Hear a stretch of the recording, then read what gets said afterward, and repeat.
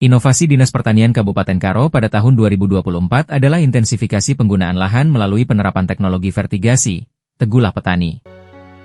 Adapun komponen dalam inovasi ini adalah 1. Penggunaan selang vertigasi, selang drip, sebagai alat bantu dalam penyiraman dan pemupukan tanaman secara kocor.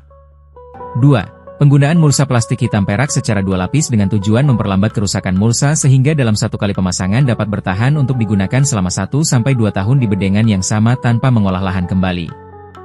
3. Penggunaan pupuk organik yang dikombinasi dengan pupuk anorganik serta agen hayati ke dalam bedengan untuk menjadi sumber nutrisi tanaman sekaligus untuk menjaga kesuburan tanah.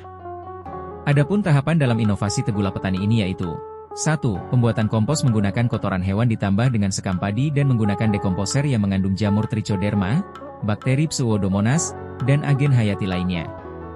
Pengomposan selama 1 minggu secara anaerob dan dilanjutkan secara aerob selama 1 minggu kemudian. Kompos matang ditandai dengan adonan kompos sudah dingin, remah, tidak berbau kotoran hewan, dan sudah menyerupai tanah. 2. Sambil menunggu kompos jadi maka dilakukan pengolahan lahan sempurna yaitu pengolahan tanah menggunakan traktor singkal dan dibiarkan selama 1 minggu. 3. Kemudian dilakukan penaburan dolomit yang dilanjutkan dengan pengolahan tanah kembali menggunakan traktor rotari dan dibiarkan kembali selama 1 minggu. 4. Setelah tanah dibiarkan selama 1 minggu maka dilakukan pembuatan bedengan dan penaburan pupuk kompos dan pupuk anorganik. 5. Setelah itu dilanjutkan penyiraman bedengan dengan asam humat dan agen hayati. 6.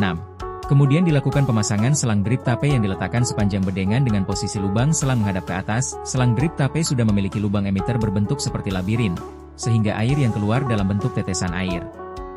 Pada saat pemasangan diberikan sisa selang sekitar 20 cm di masing-masing ujung bedengan untuk sambungan ke pipa pembagi di bagian pangkal bedengan dan pengunci selang di bagian ujung bedengan. 7. Pada bagian ujung selang dikunci dengan cara dilipat dan diikat agar aliran air tidak keluar dari ujung selang. 8. Pada bagian pangkal selang dipasangkan ke alat drip konektor, kemudian dipasangkan ke shock drat dalam ukuran 3/4 inci yang dipasangkan ke pipa pembagi yaitu pipa PVC ukuran 3/4 inci.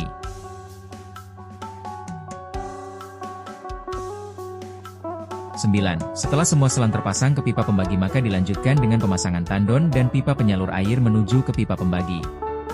Pada tandon air dipasangkan pipa ukuran 2 inci untuk memperbesar debit air YG turun. Kemudian secara bertahap ukuran pipa diperkecil menjadi 1 inci dan diperkecil kembali menjadi 3/4 inci ke pipa pembagi. 10.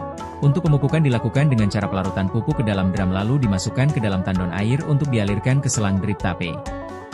11. Jika tanaman sudah selesai panen maka dilanjutkan dengan pembersihan lubang tanam dari sisa akar pertanaman sebelumnya dan penambahan pupuk kompos di lubang tanam.